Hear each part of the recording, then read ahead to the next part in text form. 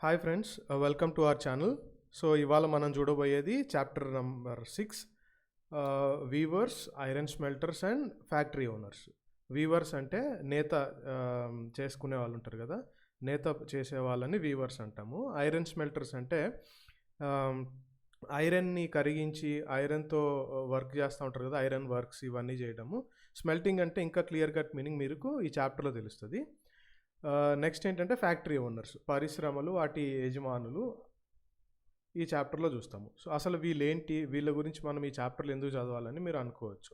So most important thing ఇక్కడ మనం తెలుసుకోబోతున్నాం ఏంటంటే, ఈ చాప్టర్లో బ్రిటిషర్స్ రావడం వల్ల గ్లోబల్ లెవెల్లో అండ్ మరి ముఖ్యంగా కొలనైజ్ చేసి ఇండియాని పరిపాలించిన ఆ సమయాల్లో ఈ పర్టిక్యులర్ సెక్షన్ ఆఫ్ పీపుల్ ఏ విధంగా ఎఫెక్ట్ అయ్యారు, ఇండియన్ వీవర్స్, ఇండియాలో నేత పని చేసుకునే వాళ్ళు ఎలా ఎఫెక్ట్ అయ్యారు, ఫ్యాక్టరీస్ ఎట్లా కొత్తగా పుట్టుకొచ్చినాయి, ఐరన్ స్మెల్టింగ్ ఎందుకు ఇంత ఇంపార్టెంట్ అయింది అనేది మనము ఈ చాప్టర్లో తెలుసుకుంటాం. సో ఈ చాప్టర్లో మరింత ముందుకు వెళ్ళే ముందు మీకు ప్లస్ కోర్స్ గురించి చెప్తాను. ప్లస్ కోర్స్ గురించి మీకు డీటెయిల్స్ కావాలంటే డిస్క్రిప్షన్ బాక్స్లో మొత్తం ఇన్ఫర్మేషన్ పెడతాను. సో ఆల్మోస్ట్ 300 కంటే ఎక్కువే ఇప్పుడు మాకు సబ్స్క్రైబర్స్ ఉన్నారు. వాళ్ళతో రెగ్యులర్ ఇంటరాక్షన్ ఉంటాము, మెటీరియల్ షేర్ చేస్తున్నాము, డౌట్స్ క్లారిఫై చేస్తున్నాము. సో రెగ్యులర్ ఇంటరాక్షన్ ఉంటుంది, గైడెన్స్ ఇస్తున్నాము. మెంటర్స్, ట్యూటర్స్ అందరము, ఎడ్యుకేటర్స్ అందరము రెగ్యులర్ టచ్లో ఉంటున్నాము వాళ్ళతో. సో మీ ప్రిపరేషన్కి బాగా హెల్ప్ అవుతుంది.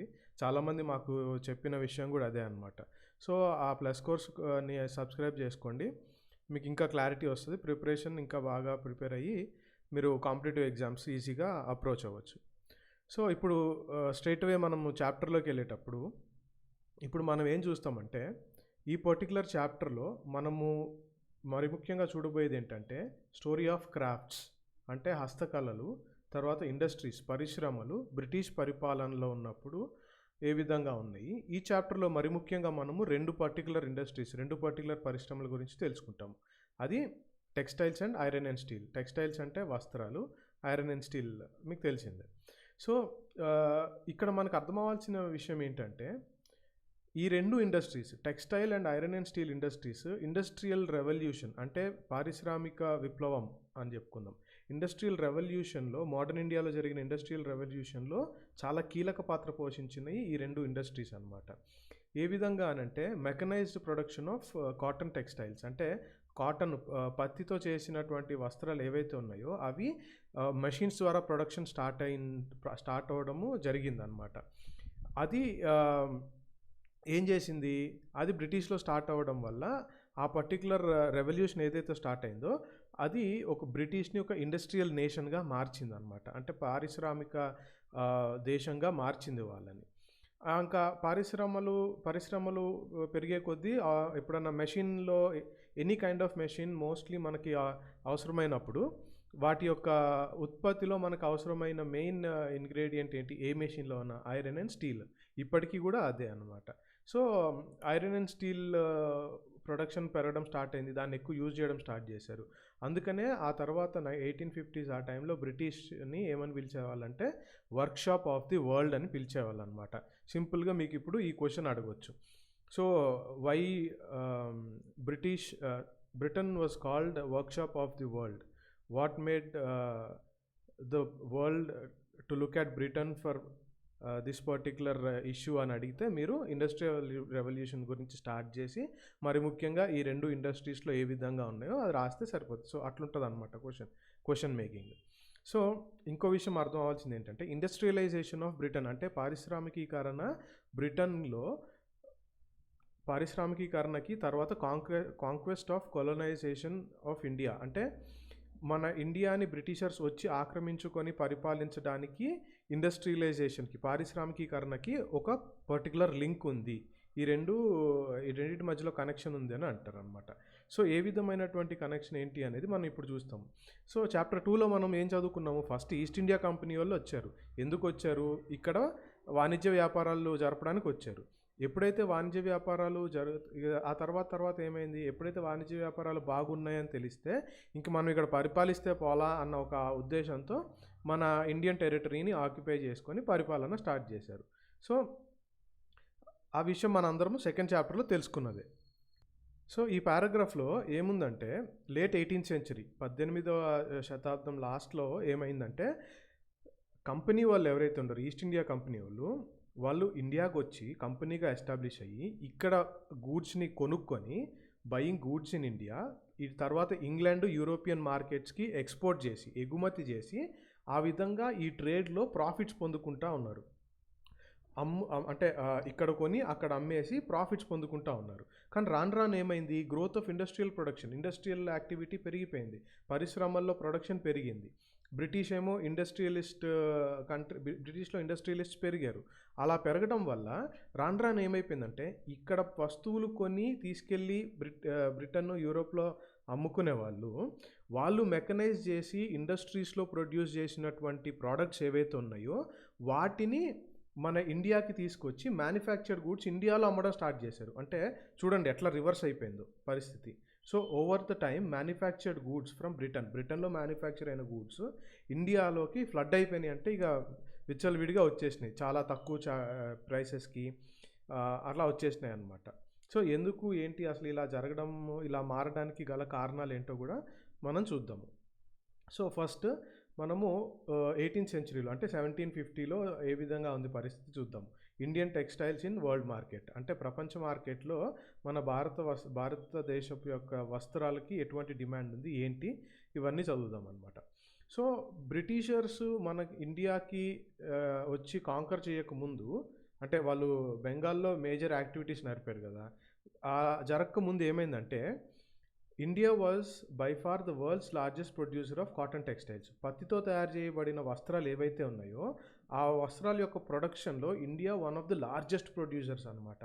అదే కాకుండా ఇంకోటి ఏంటంటే లార్జెస్ట్ ప్రొడక్షనే కాదు, క్వాలిటీ కూడా అంతకంత ఉండేదన్నమాట. అద్భుతమైన క్వాలిటీ, ఇక అసలు పేరు పెట్టలేరు. ఆ క్వాలిటీ కోసమే చాలామంది వేరు వేరు దేశాల ఖండాల నుంచి అప్పుడు వచ్చి కొనుక్కొని వెళ్ళేవాళ్ళు అనమాట. ఎంత హై క్వాలిటీ ఉండేదంటే అంటే క్వాలిటీకి క్వాలిటీ ఉండేది. అదేవిధంగా ఎక్స్క్విజిట్ క్రాఫ్ట్స్మెన్షిప్ అంటే చాలా సున్నితమైనటువంటి కళా ప్రదర్శన, అంటే నేసే టైంలో కానీ డిజైన్స్ వేసే ప్రక్రియలో కానీ అద్భుతమైనటువంటి క్రాఫ్ట్స్మెన్షిప్, వాళ్ళ కళాకారుల యొక్క నైపుణ్యత తెలిసిందనమాట. సో ఇంగ్లాండ్ యూరోపే కాదు, ఆ తర్వాత ఎక్స్టెన్సివ్గా ట్రేడ్ అయింది ఎక్కడ అని అంటే south east Asia, Java, Sumatra, ఈ పర్టికులర్ ఐలాండ్స్లో అండ్ వెస్ట్, తర్వాత సెంట్రల్ ఏషియా, అంటే ఆల్మోస్ట్ వరల్డ్ మొత్తము ఇండియన్ టెక్స్టైల్స్ చాలా ఫేమస్గా ఉన్నాయి, చాలా డిమాండ్ ఎక్కువ ఉన్నాయి అన్నమాట ఇప్పుడు ఈ 1750s 18th సెంచరీలో అనమాట. ఇంకా అది గమనించుకొని European trading companies began buying Indian textiles for sale in యూరోప్లో అమ్ముకోవడానికి అక్కడ నుంచి కంపెనీస్ వచ్చి ఇక్కడ టెక్స్టైల్స్లో వ్యాపారం స్టార్ట్ చేశారు. సో వీటికి పర్టికులర్ ఎవిడెన్సెస్ చాలా ఉన్నాయి, చాలా లాంగ్వేజెస్లో ఇంటర్నేషనల్ వేరే వేరే కాంటినెంట్స్ ఖండాల్లో కూడా వీటికి ఎవిడెన్సెస్ ఉన్నాయన్నమాట.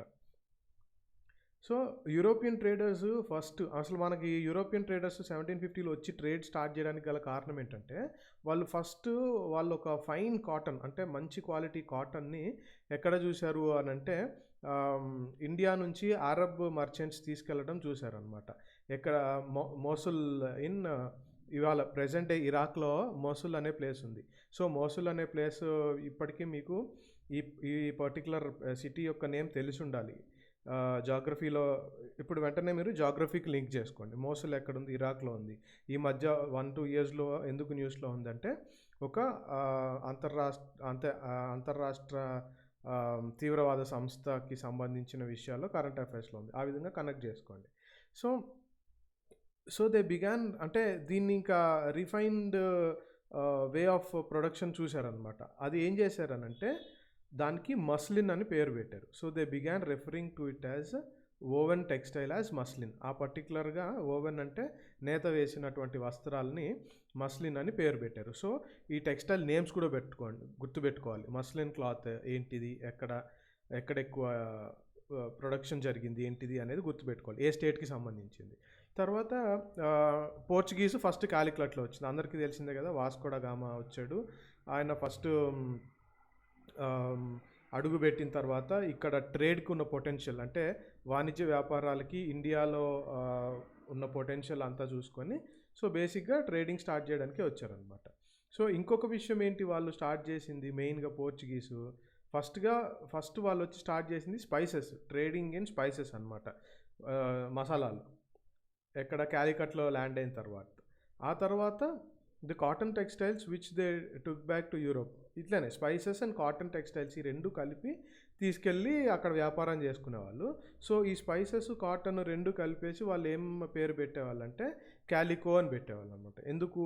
వాళ్ళు ఫస్ట్ వచ్చి ల్యాండ్ అయింది క్యాలికట్లో కాబట్టి అక్కడ నుంచి వాణిజ్య వ్యాపారాలు చేపట్టారు కాబట్టి దాన్ని అందుకని క్యాలికో అనే నేమ్తో వాళ్ళు పిలిచేసేవాళ్ళు అనమాట. ఇంకా రాను రాను calico began the general name of the cotton textiles. Cotton textiles యొక్క జనరల్ నేమ్ క్యాలికో అయిపోయింది అనమాట అప్పటి నుంచి. సో ఇక్కడ ఏంటని, ఇక్కడ ఇదంతా ఏంటి అని అంటే నేను ఎందుకు హైలైట్ చేయలేదంటే, ఇక్కడ సింపుల్గా చెప్పిన విషయం ఏంటంటే కాటన్ టెక్స్టైల్స్ స్పైసెస్ యొక్క ట్రేడ్ ఎంత ఎక్స్టెన్సివ్గా ఉండేది, ఎంత అధిక మోతాదులో జరిగింది అని, అధిక మొత్తంలో ఎలా జరిగింది అనేది అనేక రికార్డ్స్ ఉన్నాయి. ఆ రికార్డ్స్ యూరోపియన్ ట్రేడర్స్ దగ్గర ఉన్నాయి, వెస్ట్ ఏషియా ట్రేడర్స్ దగ్గర ఉన్నాయి, east Asia traders, central Asian traders, European traders, వీళ్ళందరి దగ్గర ఆ పర్టికులర్ రికార్డ్స్ ఉన్నాయని ఏమంటారు ప్రూఫ్ ఉందన్నమాట, ఎవిడెన్సెస్. సో ఆ రికార్డ్స్ అన్నీ ఇట్లుండేవి. సో ఇది అంతా అప్పట్లో ఉన్న దాని ఫోటోగ్రాఫ్ అనమాట. ఇది ఈ విధమైనటువంటి అకౌంట్స్ మెయింటైన్ చేసేవాళ్ళు. ఇంకా ఏంటంటే వేరే వేరే నేమ్స్ కూడా ఉన్నాయి వీటికి. ఇప్పుడు బాగా మనం చూసింది ఏంటంటే మస్లిన్ క్లాత్ ఒకటి చూసాము, తర్వాత కాటన్ టెక్స్టైల్స్ని క్యాలికో అని ఎలా పిలిచారో చూసామన్నమాట. సో ఇంకొన్ని వెరైటీస్ ఏంటి అని అంటే printed cotton clothes called chins. అంటే ఇప్పుడు మనకి కాటన్ క్లాత్స్ ఏవైతే ఉంటాయో వాటి మీద ప్రింట్స్ వేస్తారు కదా, వాటిని చిన్స్ అనేవాళ్ళు. తర్వాత కొసైస్ అనేవాళ్ళు ఆర్ కాసా. తర్వాత బంధన. ఈ పేర్లు గుర్తుపెట్టుకోండి. ఎప్పుడన్నా క్వశ్చన్ అడగవచ్చు, which of the following are the textiles which originated in India అని అడిగి match the following multiple options అట్లా ఇవ్వచ్చు అనమాట. సో అవి బంధన, ఇవన్నీ పేర్లు అనమాట వీటికి. సో ఈ చిన్స్ అనే పేరు ఎక్కడి నుంచి వచ్చింది అని అంటే హిందీ వర్డ్ చింట్ నుంచి ఆ పేరు వచ్చింది అనమాట. దాని మీనింగ్ ఏంటంటే a cloth with small and colourful flowery designs. So ఒక చిన్న క్లాత్ ఉంటుంది, కలర్ఫుల్ ఫ్లవరీ డిజైన్స్ ఉండేది అని ఆ పర్టికులర్ దానికి చిన్స్ అనే పేరు, చింట్ నుంచి చిన్స్ అనే పేరు వచ్చింది అనమాట. సో 1680s నుంచి ఈ ప్రింటెడ్ ఇండియన్ కాటన్ టెక్స్టైల్స్కి విపరీతమైన క్రేజ్ ఉందన్నమాట ఇంగ్లాండ్లో, యూరోప్లో. ఎందుకు అనంటే ఆ సున్నితమైనటువంటి ఫ్లోరల్ డిజైన్, అంటే పువ్వుల డిజైన్, తర్వాత టెక్స్చర్, ఫైన్ టెక్స్చర్, క్వాలిటీ, తర్వాత కంపేర్ చేసుకుంటే చీప్నెస్ అనమాట, ఆ క్వాలిటీకి కొంచెం తక్కువ రేట్కే దొరకడం. సో ఇవన్నీ అనమాట. తర్వాత వర్డ్ బంధన అని ఎట్లా దేన్ని రిఫర్ చేసేవాళ్ళంటే brightly coloured and printed scarf కట్టుకుంటారు కదా అందరూ, స్కార్ఫ్ తెలిసిందే. సో ఆ స్కార్ఫ్ ఎక్కువ అమ్మాయిలు వాడుతూ ఉంటారు. సో ఈ స్కార్ఫ్ ఏవైతే ఉంటాయో వాటి మీద బ్రైట్ కలర్స్ ప్రింట్ అయ్యి ఉంటాయి అన్నమాట. అవి నెక్ చుట్టూ చుట్టుకుంటారు, హెడ్ చుట్టూ కప్పుకుంటారు. సో ఈ స్కార్ఫ్స్కి బంధన అనే పేరు వచ్చిందనమాట. సో బంధన అనే పేరు ఎందుకు వచ్చిందంటే, సో ఈ విధంగా ఉంటుంది చూడండి. ఇది చిన్స్ క్లాత్ అనమాట. Printed design of fine cloth chins produced in Machilipatnam, Andhra Pradesh. So ఈ విధమైనటువంటి ఎక్స్క్విజిట్ డిజైన్స్ ఉంటాయి. బంధన అంటే టైయింగ్ అనమాట, కట్టడం. అందుకనే అక్కడ నుంచి ఆ క్లాత్కి కూడా బాంధన కట్టడం అనే పేరు వచ్చిందనమాట. సో ఇంకొన్ని ప్లేసెస్ ఈ ఆర్డర్ బుక్స్లో ఇంకొన్ని ప్లేసెస్ ఎక్కడి నుంచి ఈ పర్టికులర్ క్లాత్స్ ఒరిజినేట్ అయినాయి అంటే ఇది కాసిం బజార్, పాట్నా, కల్కత్తా, ఒరిస్సా, షార్పూర్, ఈ ప్లేసెస్ నుంచి ఎక్స్టెన్సివ్గా ఈ ప్లేసెస్లో పర్టికులర్ క్లాత్స్, టెక్స్టైల్ ఇండస్ట్రీ చాలా ఫేమస్గా ఉండేదన్నమాట. సో ఇది బాంధనా డిజైన్. సో ఈ డిజైన్స్ గుర్తుపెట్టుకోండి, మీకు నేమ్స్ కూడా గుర్తుంటాయి. ఈ పర్టికులర్ డిజైన్ బాంధనా, ఇందా చూపించింది చిన్స్ క్లాత్. సో అట్లాగనమాట. సో ఎప్పుడైతే ఇండియన్ టెక్స్టైల్స్ ఇంత పాపులర్ అయిపోయినాయి, ఇండియన్ టెక్స్టైల్స్కి ఇంత డిమాండ్ ఉంది, ఇండియన్ క్రాఫ్ట్స్మెన్కి ఎంత నైపుణ్యత ఉందని వాళ్ళు గ్రహించారో అప్పుడు ఇండియన్ టెక్స్టైల్స్ యొక్క విలువ తెలిసిందనమాట. సో ఆ తర్వాత ఏ విధంగా పరిస్థితులు మారాయి అనేది మనం ఇప్పుడు చూద్దాం. So Indian textiles in European markets అనమాట. Early 18th century. సో, మీరు ఇక్కడ గమనించాల్సింది ఏంటంటే, నేను ఇయర్స్ ఎందుకు హైలైట్ చేయట్లేదు అనంటే, మీరు ఇయర్ గుర్తుపెట్టుకోని అవసరం లేదు. కాపోతే నేను ఎందుకు చెప్పేటప్పుడు చెప్తున్నానంటే, ఆ టైమ్ లైన్ మీకు అర్థం అవ్వాలి. దీని తర్వాత ఏది జరిగింది, దేని ముందు ఏది జరిగింది అనేది. సో, ఇక్కడ చూసినట్టయితే worried with the popularity of Indian textiles. మన ఇండియన్ టెక్స్టైల్స్ అంటే ఇండియాలో ప్రొడ్యూస్ అయిన టెక్స్టైల్స్ కానీ, వూల్ అంటే ఉన్ని లేదా సిల్క్ అండ్ సిల్క్, వీటన్నిటి ముందు ఇంగ్లీష్ వాళ్ళు అసలు దేనికి పనికి రాకుండా పోయారు, సింపుల్గా చెప్పాలంటే. అంటే వాళ్ళు పోటీ పడలేకపోయారు మన ఇండియన్ టెక్స్టైల్స్ యొక్క క్వాలిటీకి కానీ, క్రాఫ్ట్స్మెన్షిప్ అంటే హస్తకళల నైపుణ్యతకి కానీ, వీటన్నిటి ముందు వాళ్ళు అసలు సరి సమానం కాలేకపోయారు. అందుకని ఏం చేశారు, ఇంకా ఏమీ చేయలేక చేతగాని పరిస్థితిలో వాళ్ళు ఏం చేశారనంటే, ఇంగ్లాండ్ ఒక చట్టం తీసుకొచ్చింది. ఏంటి ఆ చట్టము అనంటే, మరి ముఖ్యంగా ఇండియన్ కాటన్ టెక్స్టైల్స్ ఏవైతే ఉన్నాయో ఇంగ్లాండ్లోకి ఇండియన్ కాటన్ టెక్స్టైల్స్ యొక్క ఇంపోర్ట్ దిగుమతిని నిషేధించాలి అని చెప్పి ప్రొటెస్ట్ చేశారు, ఆందోళన చేశారనమాట. సో బ్రిటిష్ గవర్నమెంట్ ఏం చేసింది 1720లో, దాని కొరకు ఒక లెజిస్లేషన్ చట్టం కూడా తీసుకొచ్చింది నిషేధించే ఈ particular printed cotton textile cloth ఏదైతే ఉందో చిన్స్, దీని యొక్క ఇంగ్లాండ్లోకి అది ప్రవేశించకుండా బ్యాన్ చేశారనమాట. సో దాన్ని పర్టికులర్గా దాన్ని మళ్ళీ క్యాలికో యాక్ట్ అని అన్నారు. సో ఈ పేర్లు గుర్తుపెట్టుకోండి. ఈ టైంలో ఏం జరుగుతూ ఉన్నదంటే, టెక్స్టైల్ ఇండస్ట్రీ, వస్త్రాలు ఒక అంటే పారిశ్రామికీకరణ, పరిశ్రమల్లో వస్త్రాలు, ఇవి అప్పుడే ఇంగ్లాండ్లో డెవలప్ అవుతూ ఉన్నాయి. ఎంత డెవలప్ అవుతున్నా కానీ మనతో పోటీ పడలేకపోయారనమాట. సో అంటే ఇక మన క్వాలిటీతో కానీ, మన క్రాఫ్ట్స్మెన్షిప్తో కానీ, ఆ పర్టికులర్ సున్నితంగా డిజైన్స్ చేయడం కానీ వాటితో పోటీ పడలేకపోయారు. సో వాళ్ళు ఇంకా పోటీ పడలేక తర్వాత ఇంగ్లీష్ ప్రొడ్యూసర్స్ ఏం చేశారు, బ్రిటన్లో ఈ పర్టికులర్ కాటన్ క్లాత్ని ప్రొడ్యూస్ చేసేవాళ్ళు వాళ్ళ మార్కెట్ని వాళ్ళు కాపాడుకోవాలనుకున్నారు. వాళ్ళ ప్రొడక్ట్స్కి వాళ్ళు మ్యానుఫ్యాక్చర్ చేస్తున్న తక్కువ క్వాలిటీ అయినా కానీ వాళ్ళు ఒక ఇండస్ట్రీలో ఫామ్ అయ్యారు కదా, వాళ్ళు ప్రాఫిట్స్ సంపాదించుకోవడం కోసం, వాళ్ళు లబ్ధి పొందుకోవడం కోసం, వాళ్ళ మార్కెట్ వాళ్ళు కాపాడుకోవడం కోసం ఏం చేశారు అనంటే, by preventing the entry of Indian textiles ఏవైతే ఉంటాయో వాటి యొక్క ప్రవేశానికి ఒప్పుకోలేదన్నమాట. తర్వాత ఏమైంది అనంటే, ఇండియన్ డిజైన్స్ వర్ నౌ ఇమిటేటెడ్. అంటే ఇండియన్ డిజైన్స్ని ఎగ్జాక్ట్గా వాళ్ళు చేయలేరు అక్కడ క్లాత్తో కానీ, అక్కడ ప్రొడ్యూస్ అయ్యే క్లాత్తో కానీ, అక్కడ క్రాఫ్ట్స్మెన్షిప్ వాళ్ళకి అంత తెలియదు. కానీ ఎగ్జాక్ట్లీ ఇమిటేషన్ అనమాట. అంటే దాన్ని అలాగా ఉండేలాగా అచ్చుగుద్దినట్టు చేస్తూ ఉన్నారనమాట. అవి కాదు, వాళ్ళు ఎంత డూప్లికేట్ తయారు చేస్తున్నారు, సింపుల్ చెప్పాలంటే సబ్స్టాండర్డ్ లెవెల్లో డూప్లికేట్ చేస్తూ ఉన్నాడు. అండ్ వాటిని ప్రింటెడ్ ఇన్ ఇంగ్లాండ్లో ప్రింట్ చేస్తూ ఉన్నారు. ఏది యూజ్ చేసి, white muslin or plain unbleached Indian cloth, India నుంచి క్లాత్ తెచ్చుకొని ఈ డిజైన్స్ని ఇమిటేట్ చేస్తూ ఉన్నారనమాట. సో ఆ విధంగా మన ఎదుగుదల లేదా మన నైపుణ్యతకి వాళ్ళు ఎదుర్కోలేకపోయారు, సింపుల్గా చెప్పాలంటే. నెక్స్ట్ ఏం జరిగింది, కాంపిటీషన్ విత్ ఇండియన్ టెక్స్టైల్స్. అంటే ఇండియన్ టెక్స్టైల్స్తో పోటీ పడాలి, ఇండియన్ టెక్స్టైల్స్తో పోటీ పడలేక లేదా పోటీలో ఇండియన్ టెక్స్టైల్స్ని రీచ్ అవ్వలేక వాళ్ళు ఏం చేశారనంటే, ఇంకో కొత్త టెక్నాలజికల్ ఇన్నోవేషన్స్ కంటే కొత్త ఆవిష్కరణలకి వెతుకుతూ ఉన్నారనమాట. ఆ టైంలోనే 1764లో స్పిన్నింగ్ జెన్నీ అనేది జాన్ కే ఇన్వెంట్ చేశాడనమాట.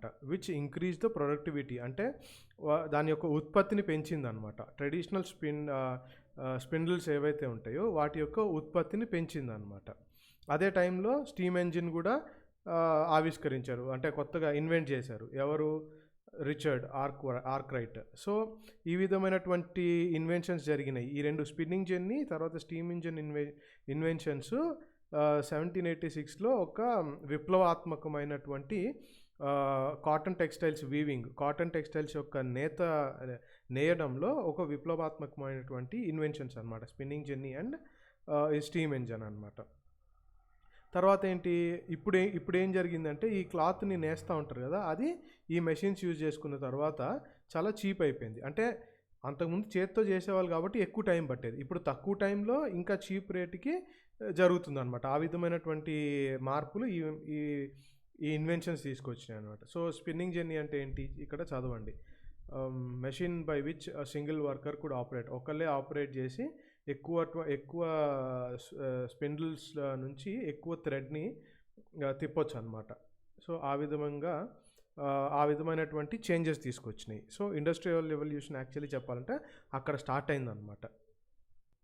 సో, అంత ఇన్నోవేటివ్ చేంజెస్ వచ్చినప్పటికీ, అంత విప్లవం అంటే రెవల్యూషన్ జరిగినప్పటికీ కూడా ఇండియన్ టెక్స్టైల్స్‌కి ఉన్నటువంటి క్రేజ్ గానీ, లేదా ఆ డామినేషను వరల్డ్ ట్రేడ్‌లో జరుగుతూనే ఉందన్నమాట. 18th సెంచరీ అయిపోయేదాకా ఇండియన్ టెక్స్టైల్స్‌కి చాలా డిమాండ్ ఉంటూనే ఉండింది. ఇండియన్ టెక్స్టైల్స్‌లో ట్రేడింగ్ చేసింది యూరోపియన్ కంపెనీస్ ఉన్నాయి. Dutch company, French company, English east India company. So, వీళ్ళందరూ ఏంటంటే ఇండియన్ క్లాత్‌లో ట్రేడింగ్ చేశారు. కాటన్‌లో, సిల్క్ టెక్స్టైల్స్ ఇవన్నిట్లో ట్రేడింగ్ చేసి ఇక కొంచెం పెద్ద మోతాదుల్లో లాభాలు సంపాదించుకొని వెళ్ళారనమాట. సో, ఫస్ట్ ఏం చేసేవాళ్ళంటే, ఆల్రెడీ ఇంతకుముందు చాప్టర్లో చెప్పుకున్నాం ఈ విషయం. ఏంటి అంటే, ఇక్కడ కాటన్ అండ్ సిల్క్ పర్చేస్ చేయడం కోసము యూరోప్ అంటే ఇంగ్లాండ్ నుంచి వాళ్ళు సిల్వర్ని తీసుకొచ్చి ఇక్కడ అమ్మి ఇక్కడ కొని తీసుకెళ్లేవాళ్ళు. కానీ తర్వాత ఏమైంది, ఇంగ్లీష్ ఈస్ట్ ఇండియా కంపెనీకి ఎప్పుడైతే దివానీ రైట్స్ అని చెప్పాం కదా, పొలిటికల్ అండ్ ఎకనామిక్ రైట్స్ వచ్చినాయో, అప్పటి నుంచి it no longer had to import precious metal to buy Indian goods. అంటే ఇండియాలో గూడ్స్ కొనుక్కోవడానికి వాళ్ళు ఇంగ్లాండ్ నుంచి ఈ ప్రెషియస్ మెటల్ సిల్వర్ కానీ గోల్డ్ కానీ దిగుమతి చేసుకోవాల్సిన అవసరం రాలేదు. ఇక్కడ రెవెన్యూ సిస్టమ్, పీజెంట్స్, జమీందారులు ఏ విధంగా ఎఫెక్ట్ అయ్యారో ప్రీవియస్ చాప్టర్స్లో మనం చూసాం క్లియర్గా. సో, వాళ్ళ దగ్గర నుంచి ట్యాక్సెస్ కలెక్ట్ చేసి, పన్నులు కలెక్ట్ చేసి, తర్వాత వేరే ఫీజులు కలెక్ట్ చేసి, ఆ విధంగా ఇక్కడ నుంచే రెవెన్యూ సంపాదించుకొని ఇక్కడియే కొనుక్కొని తీసుకెళ్ళి అక్కడ బిజినెస్ చేసుకున్నారు. సో, ఆ విధంగా మార్పులు జరిగింది. ఆ విధమైనటువంటి ఎకనామిక్ చేంజెస్ జరిగినాయి అన్నమాట. సో, ఇప్పటిదాకా క్రమంగా మీరు చూసుకున్నట్టయితే మనము ఇండియన్ టెక్స్టైల్స్ పరంలో మనం ఎంత టాప్ పొజిషన్లో ఉన్నాము. ఆ తర్వాత బ్రిటిష్ వాళ్ళు వచ్చిన తర్వాత బ్రిటిష్ వాళ్ళు మన మీద వేసినటువంటి మన ఇండియన్ టెక్స్టైల్స్ మీద విధించినటువంటి నిషేధాన్ని ఆ తర్వాత వాళ్ళు ఇక్కడికి వచ్చి మన మీద ఎకనామిక్ అండ్ పొలిటికల్ రైట్స్ సంపాదించుకున్న తర్వాత మన ఇండియన్ టెక్స్టైల్ ఇండస్ట్రీ ఏ విధంగా పడిపోతూ వచ్చింది, డిక్లైన్ అవుతూ వచ్చిందో మీరు అర్థం చేసుకోవచ్చు ఇక్కడ. సో, అటువంటి అనాలజీస్ చేసుకుంటూ ఉండాలి. జస్ట్ చాప్టర్ చదివేయకుండా అటువంటి అనాలజీ చేసుకుంటూ ఉంటే మీకు ఆన్సర్ రైటింగ్ ఈజీ ఉంటుంది. సో, ఇక్కడ నెక్స్ట్ వచ్చే మ్యాప్లో మనకి ఈజీగా అర్థమవుతుంది. సో, ఈ మ్యాప్ క్లియర్గా చూడండి. చూస్తే మనకి ఎక్కడ టెక్స్టైల్ ఇండస్ట్రీస్ ఉన్నాయి, ఎక్కడ టెక్స్టైల్స్ మన కాటన్ టెక్స్టైల్ యొక్క నేత ఎక్కడ జరుగుతూ ఉండేది, ఇవన్నీ గుర్తుపెట్టుకోండి. అంటే అన్నీ గుర్తుపెట్టుకోవడం లేదు, ఊరినే ఐడియా తెచ్చుకోండి, ఎక్కడ ఏం జరిగిందో తెలుసుకోండి. ఇదంతా చదివితే మీకు ఇంకా క్లియర్గా అర్థమవుతుంది ఎగ్జాక్ట్లీ అసలు మన ఇండియన్ టెక్స్టైల్స్ ఎక్కడ జరుగుతూ ఉన్నాయి, ఎక్కడ ఏది మ్యానుఫ్యాక్చర్ చేస్తున్నారు, ఇక్కడ ఎటువంటి వీవర్స్ ఉన్నారు ఏంటి అనేది తెలుసుకుంటాము. సో, ఇప్పటిదాకా మనము మన ఇండియన్ టెక్స్టైల్స్లో నేత చాలా ఎక్స్క్విజిట్గా, సున్నితంగా ఉంటుంది, చాలా అద్భుతంగా ఉంటుంది, చాలా క్రియేటివ్గా ఉంటుంది, హస్తకళల్లో చాలా నైపుణ్యత పొందారు అనుకుంటూ ఉండేవాళ్ళం కదా. అసలు ఇంత నైపుణ్యంతో ఇంత అద్భుతమైనటువంటి డిజైన్స్ చేసే వీవర్స్ ఎవరు, నేతన్నలు ఎవరు అనేది మనం ఇక్కడ చదువుకుంటాం అన్నమాట. సో, జనరల్గా ఏంటంటే ఈ వీవింగ్ కమ్యూనిటీ ఏదైతే ఉందో వాళ్ళ యొక్క నైపుణ్యతలు, స్కిల్స్ ఏవైతే ఉన్నాయో అవి జనరేషన్స్కి ఇస్తూ ఉన్నారు. అంటే వంశపారపర్యంగా వాటిని ముందుకు తీసుకెళ్తా ఉన్నారు. అంటే ఇప్పుడు తాతలు నుంచి కొడుకులకు వస్తుంది, కొడుకుల నుంచి వాళ్ళ కొడుకులు, మన వాళ్ళు, అట్లా. సో, ఆ విధంగా ఒక జనరేషన్ నుంచి ఇంకో జనరేషన్కి వస్తూ ఉందన్నమాట. సో, ఇక్కడ మీరు గుర్తుపెట్టుకోవాల్సిన వీవింగ్ కమ్యూనిటీ చూడండి. తంతి వీవర్స్ ఆఫ్ బెంగాల్, తర్వాత the julahas or momin weavers of northern India, sale and kaikollar and devangs of south India. So, వీళ్ళందరూ గుర్తుపెట్టుకోండి, ఏ వీవింగ్ కమ్యూనిటీ ఏ ప్రాంతానికి చెందింది, సౌతా, నార్తా, ఈస్ట్, వెస్ట్, అట్లా గుర్తుపెట్టుకోండి. సో, ఫస్ట్ స్టేజ్ ఏంటంటే వీవింగ్ యొక్క ప్రాసెస్ చూస్తాం మనం. ఫస్ట్ స్టేజ్లో ఏంటంటే ఫస్ట్ స్టేజ్ ఆఫ్ ప్రొడక్షన్ ఏంటంటే స్పిన్నింగ్ అనమాట. ఈ స్పిన్నింగ్ వర్క్ ఎక్కువ మహిళలు చేస్తూ ఉండేవాళ్ళు, ఉమెన్ చేస్తూ ఉండేవాళ్ళు. చెరక ఏదైతే ఉందో ఆ తర్వాత takli were household spinning instruments. Charkha and takli are both household spinning instruments, అంటే ఇంట్లోనే స్పిన్నింగ్ చేస్తూ ఉండేవాళ్ళు అనమాట. ఆ తర్వాత the thread was spun on the charkha and rolled on the takli. So ఆ విధంగా ఆ థ్రెడ్ని చెరక చుట్టూ స్పిన్నింగ్ చేసేవాళ్ళు. ఆ తర్వాత తక్లీలో దాన్ని రోల్ చేసేవాళ్ళు అనమాట. సో ఈ స్పిన్నింగ్ ఎప్పుడైతే అయిపోతుందో ఈ థ్రెడ్ని క్లాత్గా కన్వర్ట్ చేయాలన్నమాట. స్పిన్నింగ్ చేసేటప్పుడు థ్రెడ్ వస్తుంది, ఆ థ్రెడ్ని క్లాత్గా కన్వర్ట్ చేసేది వీవర్ చేస్తూ ఉంటారు అనమాట. ఈ వీవింగ్ క్లాత్గా కన్వర్ట్ చేస్తూ ఉంటారు చూడు, ఈ వీవింగ్ వర్క్ ఎక్కువ పురుషులు చేస్తూ ఉండేవాళ్ళు అనమాట అప్పుడు కమ్యూనిటీలో. ఆ తర్వాత కలర్ టెక్స్టైల్స్ కావాలనుకోండి, కలర్ కావాలంటే ఆ థ్రెడ్కి డైయింగ్ చేస్తూ ఉండేవాళ్ళు. అంటే డై వేస్తే రంగు వస్తుంది కదా, దీన్ని ఏమనేవాళ్ళు అంటే నోన్ యాజ్ రంగ్రేజ్ అనేవాళ్ళు అనమాట. For printed cloth the weavers needed the help of specialist block printers known as chhipigars. Chhipigars ఎవరు అని అడిగితే సింపుల్గా there are specialist block printers. తర్వాత రంగ్రేజ్ అని ఏంటి అని అంటే it's known as dyeing. So ఇట్లాంటి చిన్న చిన్న డెఫినేషన్స్, ఈ వర్డ్స్ గుర్తుపెట్టుకోవాలి మీరు. రెగ్యులర్గా చదువుతుంటే రివిజన్ చేసుకుంటూ ఉంటే గుర్తుండిపోద్ది, పెద్ద కష్టమేం కాదు. సో ఈ హ్యాండ్లూమ్ వీవింగ్ ఏదైతే ఉందో, హస్తకళ అంటే చేత్తో చేసే పని, ఇదంతా కొన్ని లక్షల మందికి బతుకుదేరు అనమాట ఇండియాలో. అది అప్పటి వరకు ఉన్న పరిస్థితి. ఆ తర్వాత ఏమైంది, the decline of Indian textiles.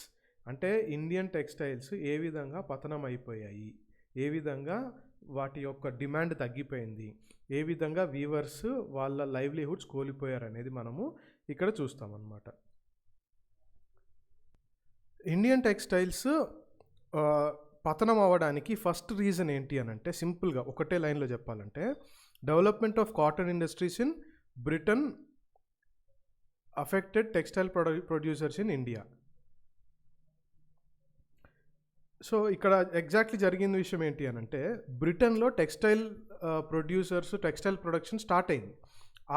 అక్కడ అంటే అంతకుముందు వరకు ఎట్లుండేది, అక్కడ అవసరమైనటువంటి టెక్స్టైల్ డిమాండ్ ఏదున్నా కానీ, టెక్స్టైల్స్ అవసరం ఏదున్నా కానీ ఇండియా నుంచి ఎక్కువ శాతం వెళ్తూ ఉండేది. ఇండియన్ కాటన్ టెక్స్టైల్స్ చాలా ఫేమస్, హై క్వాలిటీ కాబట్టి. కానీ ఎప్పుడైతే బ్రిటన్లో స్టార్ట్ అయినాయో, ఎప్పుడైతే బ్రిటన్లో కాటన్ ప్రొడక్షన్ స్టార్ట్ అయినాయో, అప్పటి నుంచి అది అనమాట ఫస్ట్ స్టెప్ మన ఇండియన్ టెక్స్టైల్స్కి డిమాండ్ తగ్గిపోవడము అనేక విధాలుగా. ఏ విధంగా అంటే, first Indian textiles now had to compete with Britain textiles in the European American market. అంటే అంతకుముందు దాకా అసలు ఇండియన్ టెక్స్టైల్స్కి మనకి పోటీ లేదు, ఇంకా ఏక్ నిరంజన్ టైప్లో, ఇక మనం ఏలిందే మనం పంపించిన బట్టే వాడాలి, ఆ టైప్లో ఉండేదన్నమాట. ఆ తర్వాత ఏంటి, హై క్వాలిటీనో లో క్వాలిటీనో కొంతవరకు అయితే కాంపిటీషన్ వచ్చింది, ఎవరో ఒక కాంపిటీటర్స్ వచ్చారు యూరోపియన్ మార్కెట్లో, అమెరికన్ మార్కెట్స్లో కాటన్ టెక్స్టైల్ ఇండస్ట్రీ పర్లన కాంపిటీటర్స్ వచ్చారు మనకి. అది ఫస్ట్ థింగ్ అనమాట. అది ఎప్పుడైతే కాంపిటీటర్స్ వస్తారో, ఆల్టర్నేటివ్ ఇంకోటి దొరుకుతుందో, ఒరిజినల్గా కొంచెం డిమాండ్ తగ్గుతుంది. సో సెకండ్ ఏంటంటే, exporting textiles to England also became increasingly difficult. అంటే ఇంగ్లాండ్కి ఇప్పుడు మనం ఇక్కడ నుంచి మన టెక్స్టైల్స్ని ఇక్కడ మ్యానుఫ్యాక్చర్ చేసి, ఇక్కడ టెక్స్టైల్ మ్యానుఫ్యాక్చరింగ్ అంతా చేసి ఇక్కడ నుంచి మనము ఇంగ్లాండ్కి పంపించాలి అని అంటే అది చాలా డిఫికల్ట్ అయిపోయింది. అంతకు ముందులాగా అంత ఈజీగా లేదు. ఎందుకు అని అంటే, వెరీ హై డ్యూటీస్, అంటే అత్యధికమైనటువంటి పన్నులు వేస్తూ ఉన్నారు. మరి ముఖ్యంగా ఇండియన్ టెక్స్టైల్స్ ఏవైతే మనము బ్రిటన్కి పంపించామో, అంటే బ్రిటన్ ఇండియన్ టెక్స్టైల్స్ ఇంపోర్ట్ చేసుకొని ఉంటారు కదా, వాటి మీద హై డ్యూటీస్ ఉన్నాయన్నమాట, హై లెవెల్ ట్యాక్సెస్. ఇప్పుడు మనం పలానా ఒక క్లాత్ కొని మనము బ్రిటన్ మార్కెట్కి పంపించాలంటే మనం చాలా డబ్బులు పే చేసి అక్కడ మార్కెట్లోకి పంపించాలి. సో ఆ విధంగా ఈ రెండు మెయిన్ రీజన్స్ అనమాట. వీటి వల్ల మనకి అంటే ఇక్కడుండే వీవర్స్కి ఏంటంటే ఇంకా అమ్ముడు పోకపోతే ఆదాయం ఉండదు కదా. సో ఆ విధంగా మన ఇండియన్ టెక్స్టైల్స్ డిక్లైన్ అవుతూ వచ్చినాయి. ఎప్పుడైతే ఆదాయం లేదో వాళ్ళు ఇంకా ఆ పర్టికులర్ క్రాఫ్ట్ ఏదైతే ఉందో అది చేయడానికి ఎక్కువ మొగ్గు చూపరు, కొంతమంది వదిలేసి వెళ్ళిపోతారు. అది కూడా మనము ఈ చాప్టర్లో చదువుకుంటాము. So beginning of the 19th century, 19వ శతాబ్దం స్టార్టింగ్లో English made cotton textile successfully ousted Indian goods from the traditional markets in Africa, America and Europe. అంటే ఆఫ్రికా, అమెరికా, యూరోప్లో మనకి ఎప్పటినుంచో ట్రెడిషనల్‌గా ఎప్పటినుంచో మన యొక్క మార్కెట్స్ అనమాట. మన ఇండియన్ టెక్స్‌టైల్స్‌కి, ఇండియన్ కాటన్ టెక్స్‌టైల్స్‌కి ఆఫ్రికా, అమెరికా, యూరోప్ ఇవన్నీ మార్కెట్స్. ఎప్పుడైతే ఈ ఇంగ్లీషోళ్ళు కొత్తగా కాటన్ టెక్స్‌టైల్స్ తీసుకొచ్చారో, అప్పటినుంచి మనకి ట్రెడిషనల్‌గా ఉండే ఈ పర్టిక్యులర్ మార్కెట్స్‌లో మన ప్రొడక్ట్స్ లేకుండా చేసేసారనమాట. ఈ దెబ్బకి ఏమైంది, thousands of weavers in India thrown out of employment. ఇందాక నేను చెప్పా కదా!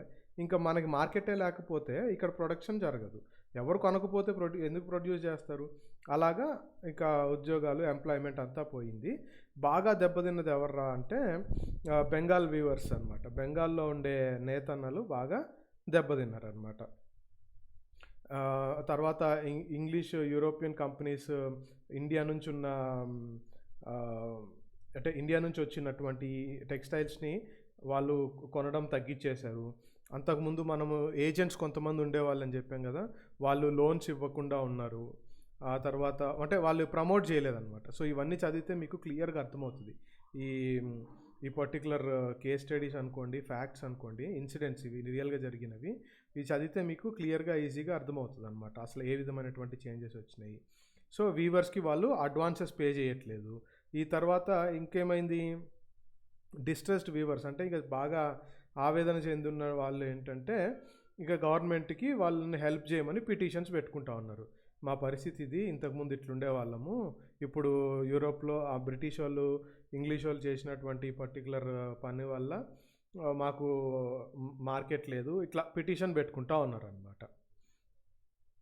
ఆ విధంగా పిటిషన్స్ పెట్టారు. కానీ అప్పటికేళ్ళ పరిస్థితి దరిద్రంగా మారిపోయింది.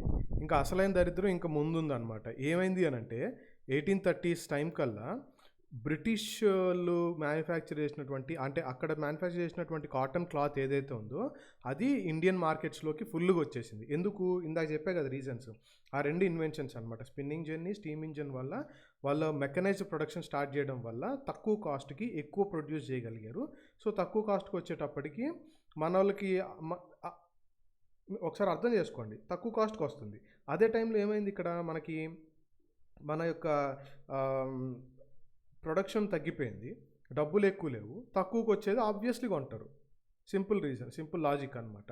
ఇంకా ఆ టైం కల్లా ఏమైపోయింది అని అంటే 2/3 ఆఫ్ ఇండియన్స్ అప్పుడు బ్రిటిషర్స్ ప్రొడ్యూస్ చేసి బ్రిటిష్ నుంచి వచ్చినటువంటి కాటన్ క్లాత్స్తో చేసిన బట్టలే కొనుక్కుంటా ఉన్నారనమాట. సో బాగా దెబ్బతినింది ఎవరు అని అంటే స్పెషలిస్ట్ వీవర్స్ ఎవరైతే ఉంటారో, అంతకుముందు అనుకున్నాం కదా ఎక్స్క్విజిట్ అండ్ క్వాలిటీ ప్రొడ్యూస్ చేసేటువంటి వీవర్స్ ఎవరైతే ఉన్నారో వీళ్ళు బాగా ఎఫెక్ట్ అయిపోయారు. వాళ్ళే కాకుండా స్పిన్నర్స్ అనమాట.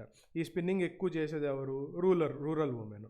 So on whole out and out ఏమైపోయింది, మెన్ వీవర్స్ ఎవరైతే ఉన్నారో వాళ్ళు జాబ్లెస్ అయిపోయారు, ఇంట్లో స్పిన్నింగ్ చేస్తున్న ఉమెన్ జాబ్లెస్ అయిపోయారు. సో ఇంకా ఒకేసారి అంతటా జాబ్లెస్నెస్ పెరిగిపోయేటప్పటికి ఇంకా వర్స్ట్గా అయిపోయింది అనమాట. హ్యాండ్లూమ్ వీవింగ్ అంటే చేనేత వస్త్రాలు ఏవైతే నేస్తూ ఉంటారో ఇండియాలో కంప్లీట్గా చచ్చిపోలేదు, తగ్గింది, డిమాండ్ తగ్గింది. అంతకుముందు 100 మంది చేసుకుంటా ఉంటే ఇప్పుడు ఒక 20 మంది 30 మంది చేసుకుంటున్నారు అనుకోండి. సో ఆ పర్టికులర్ డిమాండ్ అయితే తగ్గింది కానీ కంప్లీట్గా పోలేదన్నమాట. ఎందుకు అని అంటే కొన్ని రకాలైనటువంటి క్లాత్స్ ఏవైతే ఉంటాయో కొన్ని రకాలైనటువంటి క్లాత్స్, కొన్ని రకమైనటువంటి డిజైన్స్ అవి మెషిన్స్ చేయలేకపోయాయి అనమాట. ఖచ్చితంగా మాన్యువల్గా ప్రతి ఒక్కళ్ళు చేయాల్సిందే. ఏ విధమైనటువంటి అవి అని అంటే saris with intricate borders. So మనకి ఇంట్లో మీ మమ్మీనో మీ చెల్లెలనో అక్కలనో ఎవరినైనా అడిగితే వాళ్ళ సారీస్ చూడండి, వాటికి ఇంట్రికేట్ డిజైన్స్ ఉంటాయి, అంచుల్లో బార్డర్స్ ఉంటాయి కదా, ఆ మంచి బార్డర్. మీరు ఎప్పుడన్నా వాళ్ళతో షాపింగ్కి వెళ్తే మీకు ఈజీగా అర్థమవుతుంది. వాళ్ళు ఎక్కువ బార్డర్ బాగాలేదు, అది బాగాలేదంట, బార్డర్ డిజైన్ మీద చాలా ధ్యాస పెడతారు ఎక్కువ. సో అటువంటి ట్రెడిషనల్గా చేసేటువంటి డిజైన్స్ మెషిన్లో చేయలేకపోయారు అన్నమాట. సో అప్పుడు ఏమైందంటే ఈ పర్టిక్యులర్ డిజైన్స్ కోసము రిచ్ అంటే బాగా ధనవంతులు, మిడిల్ క్లాస్ వాళ్ళు మెషిన్ వచ్చినా కానీ వీటి మీద ఎక్కువ ఆసక్తి చూపించేవాళ్ళు అనమాట. సో ఆ డిమాండ్ ఉండింది వీటికి. సో రాను రాను ఏమైందంటే మీరు షోలాపూర్ అనే పేరు వినుంటారు వెస్టర్న్ ఇండియాలో. షోలాపూర్, తర్వాత మధుర, ఈ సౌత్ ఇండియాలో ఇవన్నీ ఏంటంటే ఈ ప్లేసెస్ ఏంటంటే they emerged as new centres of weaving. Weaving అంటే నేత చేయడానికి కోసం కొత్త సెంటర్స్ అనమాట ఇవి. సో ఇప్పుడు పరిస్థితి మీరు చూడండి, ఇప్పుడు ఆల్రెడీ మీకు ఏం చెప్పాను, 2/3 of cotton textiles cotton textiles Indian మార్కెట్లో ఏవైతే ఉన్నాయో అవి మనకి బ్రిటిష్ నుంచి వచ్చింది. సో అదే టైంలో మనకి నేషనల్ మూమెంట్ కూడా స్టార్ట్ అయిందనమాట. అప్పుడు ఏం చేశారనంటే మనకి స్వదేశీ మూమెంట్ ఇవన్నీ మీరు చదువుతారనమాట. ఈ చదివినప్పుడు ఏమైందంటే గాంధీజీ ఏం చేశారు, మన మీద మనం ఆధారపడి ఉండాలి, అందుకనే ఇంపోర్టెడ్ టెక్స్టైల్స్ని బాయ్కాట్ చేయండి అనే ఒక పిలిపించాడనమాట. పిలిపించి use hand spun and hand woven clothes, అంటే చేత్తో చేసినవి, చేత్తో స్పిన్నింగ్ చేసినవి, చేత్తో వీవింగ్ చేసినవి ఉంటాయి కదా, వీటిని వాడండి. ఇండియన్స్ ఎవరైతే ప్రొడ్యూస్ చేస్తున్నారో వాటిని వాడండి, సెల్ఫ్ డిపెండెన్స్ కోసం అనమాట. ఆ తర్వాత రాను రాను ఏమైంది, khadi gradually became symbol of nationalism. మన ఇండియన్ నేషనల్ మూవ్మెంట్లో ఖాదీ ఒక సింబల్ అయిపోయింది. తర్వాత చరకా కూడా చరకా రిప్రజెంటెడ్ మన నేటివ్నెస్ అనమాట. మన మీద మనం ఆధారపడడానికి చరకా సింబల్ని కూడా వాడాము అప్పుడు. సో ఈ విధంగా నేషనల్ మూవ్మెంట్ ఈ పర్టికులర్ ఇండస్ట్రీ ఏమంటారు, టెక్స్టైల్ ఇండస్ట్రీలో జరిగే మార్పులు, టెక్స్టైల్ ఇండస్ట్రీలో మనకు జరిగినటువంటి అన్యాయము లేదా పరిస్థితులు నేషనల్ మూవ్మెంట్కి కూడా దారి తీసినాయి అనమాట. నేషనల్ మూవ్మెంట్లో వాళ్ళ పార్టిసిపేషన్ వచ్చింది.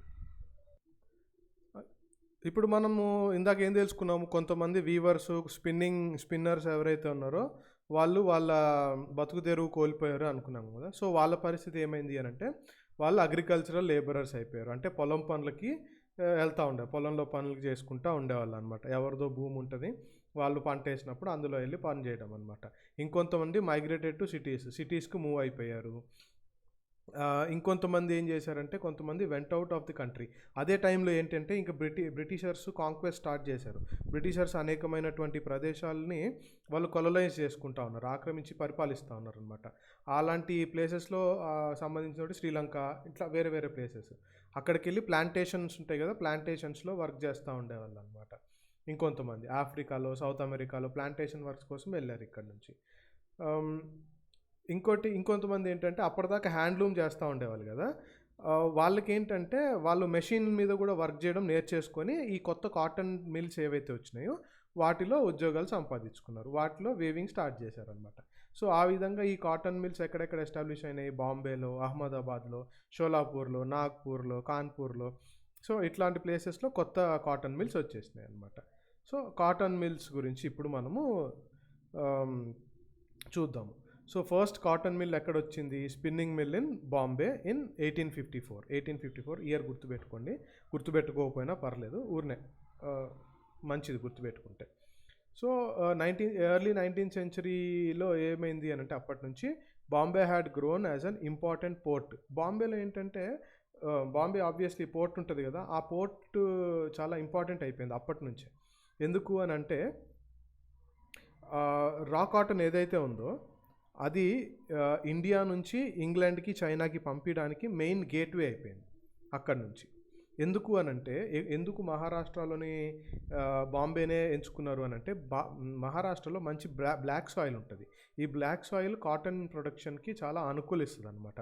సో బాంబే ఎందుకు సెంటర్ అయిపోయింది కాటన్ ఎక్స్పోర్ట్స్కి అని అంటే అక్కడ నుంచి రా మెటీరియల్ ఈజీగా సప్లై అవుతుంది. వేరే కాటన్ క్లాత్ తయారు చేయడం కోసం కాటన్ పత్తి రా మెటీరియల్ ఏదైతే ఉందో అది ఈజీగా దొరుకుతుంది అనేది, ఈజీగా అక్కడ నుంచి ఎక్స్పోర్ట్ చేసుకోవచ్చు అనేది మనం అర్థం చేసుకోవాలి. సో ఇది ఈ విధంగా చూడండి, మీకు ఈ బొమ్మ చూస్తే ఈజీగా అర్థమైపోద్ది. ఈ 1900లో ఈ ఫోటో తీశారు. Most workers in the spinning departments for women. Spinning చేస్తూ ఉంటారు అనమాట ఇక్కడ ఉమెన్. సో ఫ్యాక్టరీ, అంతకుముందు ఇంట్లో ఎవరికాలు చేసుకునే వాళ్ళు ఇప్పుడు ఫ్యాక్టరీ ప్రొడక్షన్ స్టార్ట్ చేశారనమాట. సో ఇదంతా చూడండి 1900 కల్లా మనము చూసుకున్నట్టయితే 84 మిల్స్ ఉన్నాయి. ఇవి ఎక్కువ Parsi and Gujarati business men establish చేసి నడిపిస్తూ ఉండేవాళ్ళు అనమాట. సో వేరే సిటీస్లో కూడా ఈ కొత్త మిల్స్ వచ్చేసినాయి అనమాట, ఇక్కడ అహ్మదాబాద్, కాన్పూర్ ఇలాంటి ప్లేసెస్లో. సో ఇప్పుడు ఏమైంది, కాటన్ మిల్స్లో డిమాండ్ పెరిగిపోయింది లేబర్కి, కాటన్ మిల్స్లో లేబర్ డిమాండ్ పెరిగిపోయింది. అప్పుడు ఇక దానికి కావాల్సిన లేబర్స్ డిమాండ్ పెరిగిపోయేటప్పటికి ఈ పూర్ పేజెంట్స్, రైతులు, తర్వాత అగ్రికల్చరల్ లేబరర్స్ వీళ్ళందరూ ఉంటారు కదా, ఊర్లలో ఉండేవాళ్ళు. వీళ్ళందరూ సిటీస్కి మూవ్ అయ్యి మిల్స్లో వర్క్ చేయడం స్టార్ట్ చేశారనమాట. సో ఆ విధంగా ఎప్పుడైతే ఈ కొత్త మిల్స్ వచ్చినాయో అక్కడ కూడా లేబర్ సప్లై కంటిన్యూస్గా ఉంటూనే ఉంది.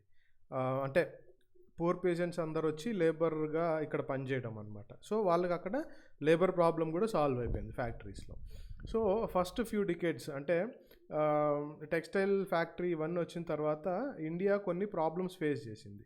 ఎందుకు అని అంటే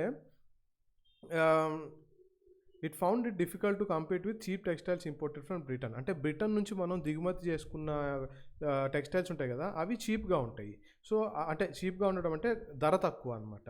సో ఈ టెక్స్టైల్స్తో వీళ్ళు కంపీట్ అంటే ఇండియాలో ట్రెడిషనల్గా చేత్తో నేసి ఏ విధంగా అయితే ఆ క్వాలిటీ మెయింటైన్ చేశారో వాళ్ళు ఏంటంటే ఎక్కువ టైం తీసుకుంటున్నారు, ఎక్కువ పని కూడా అనమాట. సో ఇవన్నీ అంటే వాటితో కంపేర్ చేసేటప్పటికి వీళ్ళు కొంచెం కాస్ట్ ఎక్కువ ఉంటుంది లేదా ఎక్కువ పని ఉంటుంది కదా, వాటితో అంటే పోటీ పడలేకపోయారు అనమాట. చాలా కంట్రీస్లో కూడా ఏం జరిగింది అని అంటే ఆ గవర్నమెంట్స్ ఉంటాయి కదా, వీళ్ళందరూ ఏంటి అని అంటే ఇంపోర్ట్స్ మీద ఎక్కువ డ్యూటీస్ వేశారు, అంటే ఎక్కువ పన్ను వేశారనమాట. ఎందుకు? వాళ్ళ కంట్రీలో వాళ్ళు ఇండస్ట్రియలైజేషన్ని ప్రమోట్ చేసుకోవడం కోసం అనమాట. ఇండస్ట్రియలైజేషన్ని సపోర్ట్ చేస్తూ ఈ ఇంపోర్ట్స్ని తగ్గించుకోవాలి అన్న ఒక ఉద్దేశంతో ఎక్కువ డ్యూటీస్ వేస్తారు. సో అది కూడా ఇంకొక మైనస్ పాయింట్ మనకి. సో మనకి ఇంటర్నేషనల్ అంతకుముందు ట్రెడిషనల్గా ఇండియన్ టెక్స్టైల్స్కి ఉన్నటువంటి మార్కెట్ కూడా పోయిందనమాట ఆ విధంగా. ఇంకా రాను ఈ ఇండస్ట్రియలైజ్డ్ ప్రొడక్షన్ ద్వారా చేసినటువంటి ఈ కాటన్ టెక్స్టైల్స్ ఏవైతే ఉన్నాయో వాటికి మనము అంటే ఈ చేనేత వస్త్రాలు అంటే చేత్తో నేసి చేసేవాళ్ళు కదా ఇండియన్స్, అది ఆ కాంపిటీషన్లో ఉండలేక మన ఇండియన్ వీవర్స్ కాంపిటీషన్ని తట్టుకోలేకపోయారు అనమాట. ఇంకా మెల్లమెల్లగా మిగతా వాళ్ళు ఏం చేశారు, గవర్నమెంట్స్ కూడా వాళ్ళు దే ప్రొటెక్టెడ్ ఇన్ఫెంట్ ఇండస్ట్రీస్, అంటే అప్పుడే పుట్టుకొచ్చినటువంటి ఇండస్ట్రీస్ని ప్రొటెక్ట్ చేస్తూ వచ్చారనమాట. ఇండియాలో పరిస్థితి ఎట్లుంది, కొలోనియల్ గవర్నమెంట్ అప్పటికే బ్రిటిషర్స్ మనల్ని పరిపాలిస్తూ ఉన్నారు కదా, వాళ్ళు ఈ లోకల్ ఇండస్ట్రీస్ ఏవైతే ఉంటాయో వాటిని ప్రొటెక్ట్ చేయడానికి నిరాకరించారు, దే రెఫ్యూజ్డ్ అనమాట. సో ఇంకా ఆ పర్టికులర్ రెఫ్యూజల్లో వచ్చేటప్పటికి ఇంకా నెక్స్ట్ ఆల్టర్నేటివ్ ఏంటి, కంప్లీట్గా డిపెండెన్స్ అంతా కాటన్ ఫ్యాక్టరీ ప్రొడక్షన్ మీద పడింది అనమాట ఇండియాలో. అప్పటికే మిల్స్ చాలా ఎక్కువ నంబర్స్లో వచ్చేస్తూ ఉన్నాయి. ఇంకా ఈ పర్టికులర్ డెసిషన్ తీసుకొని వీళ్ళు సపోర్ట్ చేయకపోయేటప్పటికి ఇంకెక్కువ అయిపోయినాయి అనమాట. So textile imports from Britain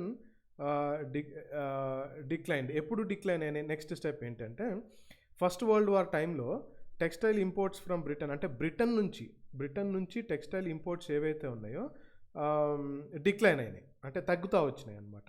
and Indian factories were called upon to produce cloth for military supplies. So ఎందుకంటే అప్పుడు వరల్డ్ వార్లో బ్రిటన్ కూడా ఉంది కాబట్టి ఆ వరల్డ్ వార్ 1 అప్పుడు అవసరం కోసం బ్రిటన్ నుంచి ఇంపోర్ట్స్ తగ్గినాయి. ఆల్టర్నేటివ్గా ఏం చేయాలి, బ్రిటనే కదా ఇక్కడ కూడా పరిపాలిస్తుంది ఇండియాలో. సో ఇండియాలో మిలిటరీ సప్లైస్ కోసం కావాల్సిన బట్టలన్నింటినీ ప్రొడ్యూస్ చేయడానికి ఇండియన్ సప్లైస్ని వాడుకున్నారనమాట. సో మీకు స్మెల్టింగ్ అంటే ఏంటో చెప్తా అన్నా కదా, నెక్స్ట్ మనము ఐరన్ అండ్ స్టీల్ దీనిలోకి వెళ్తాము. సో ఈ స్మెల్టింగ్ అంటే ఏంటంటే ఇప్పుడు మనకి ఒక రాక్ ఉంటుంది, భూమిలో దొరికే ఖనిజాలు ఉంటాయి కదా, అందులో నుంచి మనము ఏదన్నా లోహంని మనము తీసుకోవాలనుకుంటే వెరీ హై టెంపరేచర్స్కి హీట్ చేసి తీసుకుంటాము. అదేవిధంగా ఏదైనా ఎనీ మెటల్ హై టెంపరేచర్స్కి హీట్ చేసి ఆ పర్టికులర్ మెటల్లో మిగతా వర్క్స్ చేస్తూ ఉంటారు కదా, కొంతమంది ఐరన్ని కరిగించి వేరే మెషిన్స్ మెషిన్స్ని మ్యానుఫ్యాక్చర్ చేయడము, వీటన్నిటి కోసం అనమాట. సో కరిగించి మెటల్స్ మీద వర్క్ చేసే ఏ పని అయినా స్మెల్టింగ్ అంటారు, సింపుల్ చెప్పాలి అని అంటే. So next Indian iron and steel industry కూడా చాలా మంచి క్వాలిటీ, తర్వాత హై లెవెల్ ఆఫ్ క్రాఫ్ట్స్మెన్షిప్ ఉంది. అది మనం ఏ విధంగా తెలుసుకుంటాము అంటే టిప్పు సుల్తాన్ వాడినటువంటి స్వర్డ్ ఏదైతే ఉందో ఆ స్వర్డ్ వుడ్స్ స్టీల్తో చేసింటారు అనమాట. సో ఈ వుడ్స్ స్టూల్ అంటే ఏంటి, ఆయన వాడినటువంటి ఈ స్వర్డ్కి ఎందుకంత ప్రత్యేకత ఇప్పుడు మనం చూద్దాం అనమాట. సో టిప్పు సుల్తాన్ గురించి తెలిసిందే మనందరికీ. మైసూర్ని 1799 వరకు పరిపాలించాడు ఆయన బ్రిటిషర్స్తో 4 యుద్ధాలు పోరాడి యుద్ధంలోనే చనిపోయాడు అనమాట. సో ఆయన స్వర్డ్ని ఎప్పుడైతే వీళ్ళు అనలైజ్ చేశారో అది ఒక లెజెండరీ స్వర్డ్. ఇప్పటికీ కూడా అది ఇంగ్లాండ్ మ్యూజియంస్లో చాలా వాల్యుబుల్ విలువైనటువంటి ఒక కలెక్షన్స్లో ఉందన్నమాట. ఎందుకు అనంటే దాని షార్ప్ ఎడ్జ్ అనమాట, ఇంక్రెడిబుల్లీ షార్ప్ ఎడ్జ్. దాంతో సింపుల్గా చెప్పాలంటే నిలువుగా అంటే యుద్ధంలో నిలువుగా ఎవరన్నా చీల్చేయగలదు సింపుల్గా. అంత అంత నైపుణ్యంతో చేశారు దాన్ని. ఎందుకు అనంటే దానిలో హై కార్బన్ స్టీల్ వాడారు. దాన్నే వుడ్స్ స్టీల్ అని అంటారు అనమాట. హై కార్బన్ స్టీల్కు ఉన్నటువంటి కెపాసిటీ అనమాట. ఆ తర్వాత ఈ డిజైన్, ఈ ఫ్లోయింగ్ వాటర్ ప్యాటర్న్ డిజైన్ ఏదైతే ఇవంతా హై లెవెల్ ఆఫ్ ఇన్నోవేటివ్ క్రాఫ్ట్మెన్షిప్కి నిదర్శనాలు అనమాట. సో ఇప్పుడు స్మెల్టింగ్ అంటే ఏంటో మనకి అర్థమైంది కదా. సో ఈ వుడ్స్ స్టీల్లో వాడిన స్మెల్టింగ్ ఫర్నేసెస్ ఏవైతే అంటే, ఫర్నేస్ అంటే కుంపటి. So many hundreds of smelting furnaces ఇండియాలో ఏంటంటే ఈ వుడ్స్ స్టీల్ యొక్క మ్యానుఫ్యాక్చరింగ్కి అవసరమైనటువంటి స్మెల్టింగ్ ఫర్నేసెస్ ఉంటాయి, కుంపట్లు. అవి చాలా కనిపించాయి అన్నమాట అప్పట్లో. తర్వాత ఐరన్ మిక్స్డ్ విత్ చార్కోల్ అంటే బొగ్గుతో కలిపి, సో తర్వాత క్లే పాట్స్లో పెట్టి, సో అనేక రకమైనటువంటి ఇన్నోవేటివ్ ఐడియాస్ ఈ పర్టికులర్ స్వర్డ్స్ తయారు చేయడంలో వాడారు. అవి తర్వాత బ్రిటిషర్స్కి అర్థమైనమాట. సో ఎప్పుడైతే ఈ స్మెల్టింగ్ ప్రాసెస్లో ఉంటుందో హై టెంపరేచర్స్కి తీసుకెళ్తారని చెప్పే కదా. సో ఒకేసారి హై టెంపరేచర్కి తీసుకెళ్ళరు. సో ఒక లెవెల్ నుంచి ఇంకో లెవెల్ ఆ గ్రేడింగ్ ప్రాసెస్ ఉంటుంది అనమాట. సో ఎప్పుడు ఏ టెంపరేచర్ ఉంచాలి, ఏ లెవెల్లో స్మెల్టింగ్ చేయాలనేది చాలా నైపుణ్యంతో కూడినటువంటి ఒక ఇన్నోవేషన్ అనమాట. సో దాన్ని చాలా మాస్టర్ చేశారు. అందుకనే టిప్పు సుల్తాన్ స్వర్డ్ ఇంత బాగుంటుంది, ఇంత ఏమంటారు హైలీ వాల్యూడ్ స్టీల్తో చేశారు అని అంటూ ఉంటారు అనమాట. సో ఇండియన్ వుడ్స్ స్టీల్ ఏదైతే ఉందో అది యూరోపియన్ సైంటిస్ట్ని ఆశ్చర్యపరిచింది అనమాట. అసలు ఎట్లా చేయగలిగారు, ఏంటి ఈ పర్టికులర్ స్టీల్ ఏ విధంగా ప్రాసెస్ ఏంటిది, వరల్డ్కి ఎందుకు తెలియలేదు ఏంటిది అనేది వాళ్ళు ఆశ్చర్యపోయారు చాలా వరకు.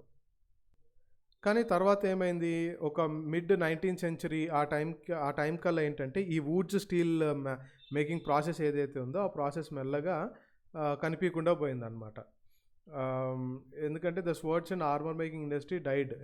బ్రిటిషర్స్ రావడం వల్ల, తర్వాత బ్రిటిష్ వాళ్ళు ఐరన్ అండ్ స్టీల్ని ఇంగ్లాండ్ నుంచి ఇంపోర్ట్ చేసుకోవడం వల్ల ఇక్కడ ఐరన్ అండ్ స్టీల్ ఇండస్ట్రీ మెల్లగా దిగజారిపోయి కంప్లీట్గా అవుట్ అయిపోయింది అనమాట. తర్వాత విలేజెస్లో కూడా ఏ విధంగా ఈ ఫర్నేసెస్ కుంపట్లు ఉంటాయో వాటిని అబాండన్ చేశారు, అంటే వాడకుండా వదిలేశారు అనమాట. సో ఇక్కడ మనము చూద్దాం ఐరన్ అండ్ స్టీల్ ఇండస్ట్రీలో విలేజెస్లో ఎట్లుంది ఏంటిది అనేది. So iron smelting in India was extremely common till the end of 19th century. 19th century last వరకు ఐరన్ స్మెల్టింగ్ అంతా బాగానే జరిగింది మనకి ఇండియాలో. ఎక్కడ అనంటే బీహార్, సెంట్రల్ ఇండియా ఆ పార్ట్స్లో. ఎందుకు అనంటే local deposits of iron to produce iron. So ఇప్పుడు మీకు అర్థం అవ్వాలి ఏంటిదంటే అక్కడ ఐరన్ ఇప్పుడు మనకి బీహార్, జార్ఖండ్ చుట్టుపక్కల ఏవైతే ఫీల్డ్స్ ఉన్నాయో అప్పటి నుంచే అక్కడ ఐరన్ ఓర్స్ ఉంటాయని గమనించారనమాట. సో మ్యానుఫ్యాక్చరింగ్ ఇంప్లిమెంట్స్ ఏవైతే ఉంటాయో, తర్వాత టూల్స్, గొడ్డళ్ళు, లేకపోతే వేరే కొడవలు, వీటన్నిటి మ్యానుఫ్యాక్చరింగ్కి వీటన్నిటికీ అక్కడ విలేజెస్లోనే ఎక్కువ మ్యానుఫ్యాక్చర్ చేస్తూ ఉండాలన్నమాట. సో ఈ ఫర్నేసెస్ ఏవైతే ఉంటాయో కుంపట్లు ఎక్కువ శాతం క్లేతో అంటే మట్టితో చేయబడి ఉన్నాయి. ఆ తర్వాత సన్ డ్రైడ్ బ్రిక్స్, ఇటుకలతో అనమాట. The smelting was done by men while women worked the bellows. అంటే స్మెల్టింగ్ ప్రాసెస్ అంటే కరిగించటము, ఎంత మంట పెట్టడము, ఎంత వేడి ఉంచటము, ఇవన్నీ మెన్ చేస్తూ ఉండేవాళ్ళు. ఉమెన్ ఏం చేసేవాళ్ళు అంటే బెల్లోస్ అంటే ఇప్పుడు device are equipment that can pump air. అంటే ఇప్పుడు హై టెంపరేచర్స్కి వాటిని మంట పెట్టాలి అని అంటే ఎక్కువ మంట అవసరం కదా. ఎక్కువ మంట అవసరం అంటే అంతకంత గాలిగా అవసరం.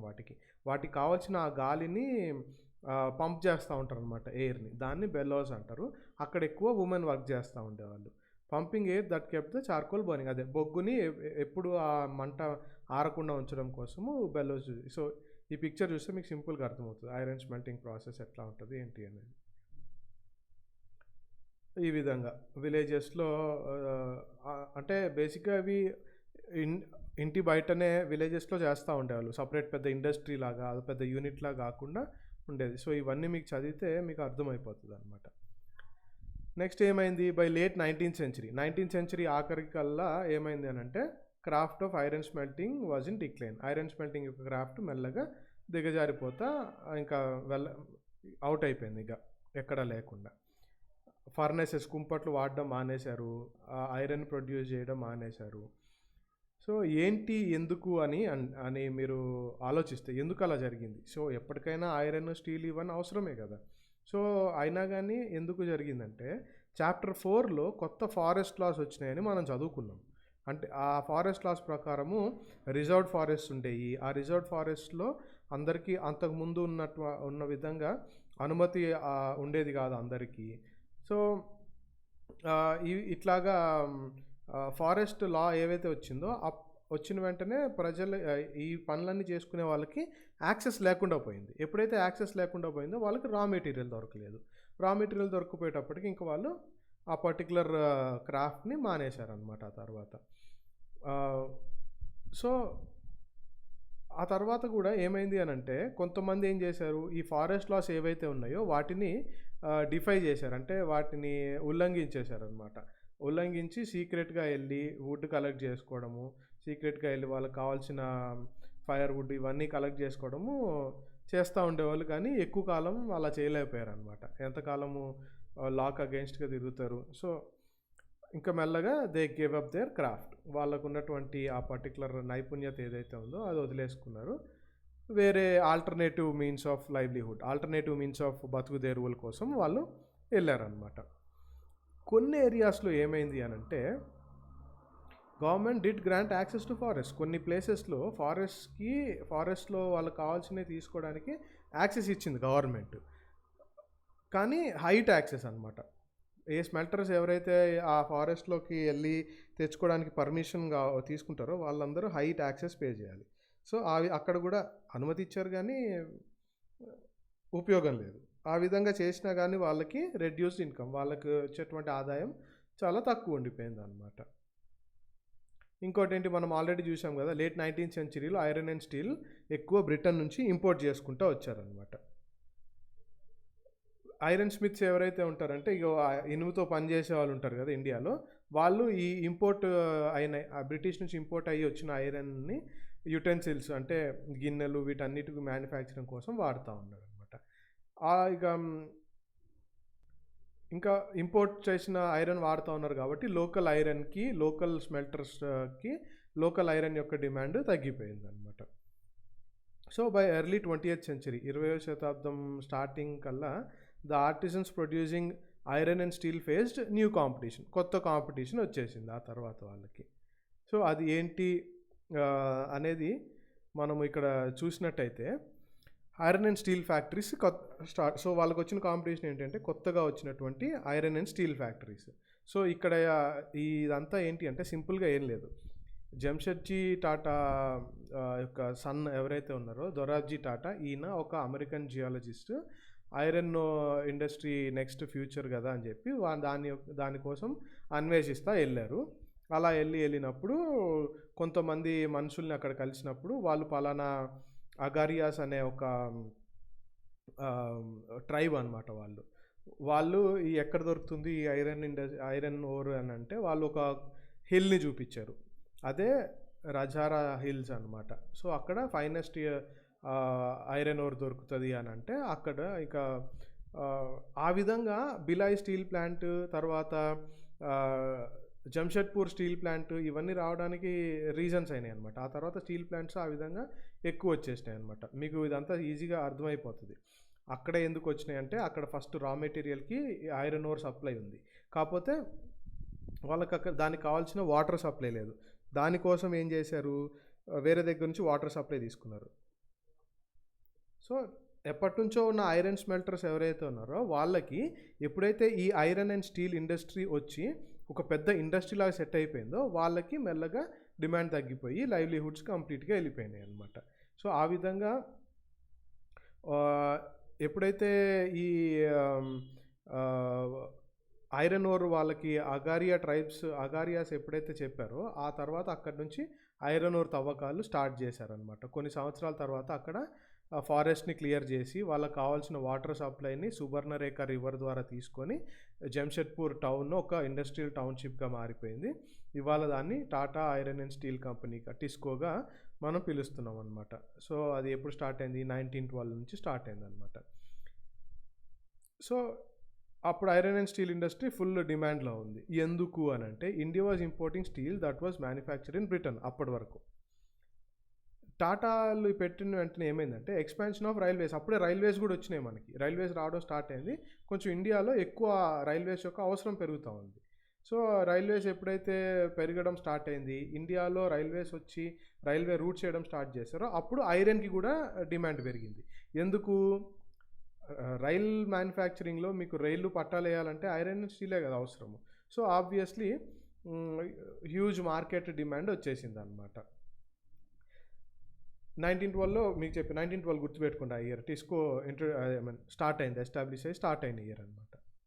సో మళ్ళీ ఏంటి, వాళ్ళు 1912లో స్టార్ట్ చేశారు. కొంచెం టిస్కోలో సిచ్యువేషన్ వాళ్ళు పెట్టిన తర్వాత వరల్డ్లో సిచ్యువేషన్స్ మారుతూ వచ్చినాయి. ఏంటి అని అంటే 1914లో ఫస్ట్ వరల్డ్ వార్ వచ్చింది.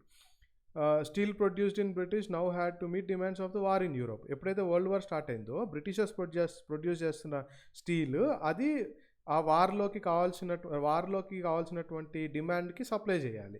సో ఇంపోర్ట్స్ ఫ్రమ్ బ్రిటిష్ నుంచి ఇంపోర్ట్స్ ఏవైతే ఉన్నాయో అవి డ్రామాటికల్గా తగ్గిపోయినాయి.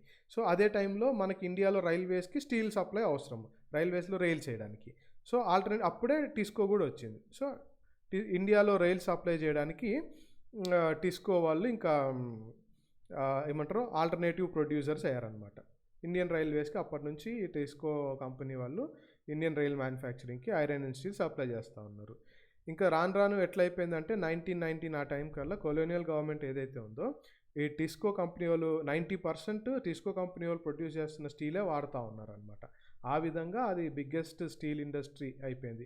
ఆల్మోస్ట్ బ్రిటిష్ పరిపాలన ప్రపంచం మొత్తంలో బ్రిటిష్ పరిపాలించే ప్రదేశాలన్నింటిలో కంపేర్ చేసుకుంటే టిస్కో ఒక పెద్ద స్టీల్ ఇండస్ట్రీగా గుర్తించారనమాట.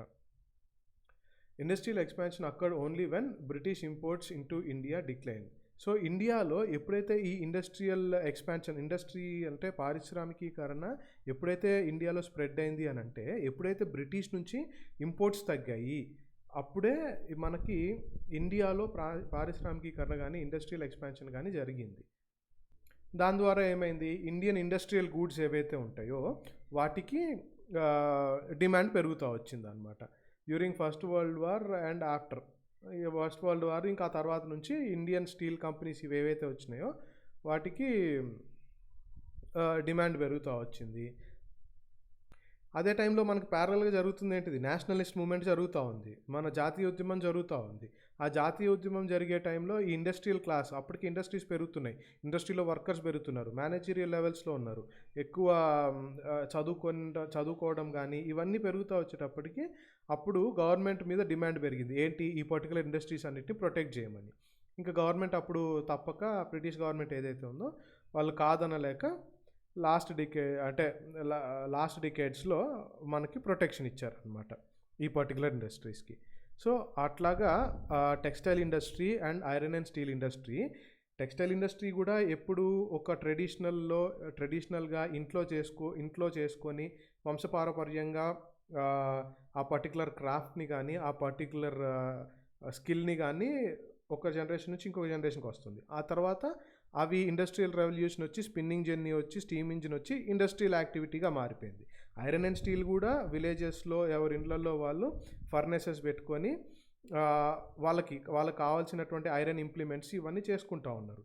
రాను ఏమైపోయింది, అది కూడా డిమాండ్ని బట్టి ఇండస్ట్రియల్ రెవల్యూషన్లో ఐరన్ అవసరం ఎక్కువ వచ్చి వరల్డ్ వార్ టైంలో వచ్చినటువంటి పరిస్థితుల్ని బట్టి అది కూడా ఒక ఎస్టాబ్లిష్ ఇండస్ట్రీగా అయిపోయి టిస్కో లాంటి ఒక పెద్ద ఐరన్ అండ్ స్టీల్ కంపెనీని మ్యానుఫ్యాక్చర్ చేయడానికి కారణమైందనమాట. సో బ్రిటిషర్స్ వచ్చిన తర్వాత ఎట్లా మారుతూ వచ్చిందో మీరు గమనించండి ఇక్కడ కూడా. సో ఇప్పుడు ఈ పర్టికులర్ టాపిక్ మనం కంప్లీట్ చేస్తాము, మళ్ళీ నెక్స్ట్ చాప్టర్లో కలుద్దాము. అప్పటి వరకు ఇవి క్వశ్చన్స్ సాల్వ్ చేయండి, రివైజ్ చేసినట్టు కూడా ఉంటుంది, మీకు ఎంత అర్థమైందో అర్థమవుతుంది అనమాట. సో అప్పటిదాకా అందరూ స్టే సేఫ్, టేక్ కేర్.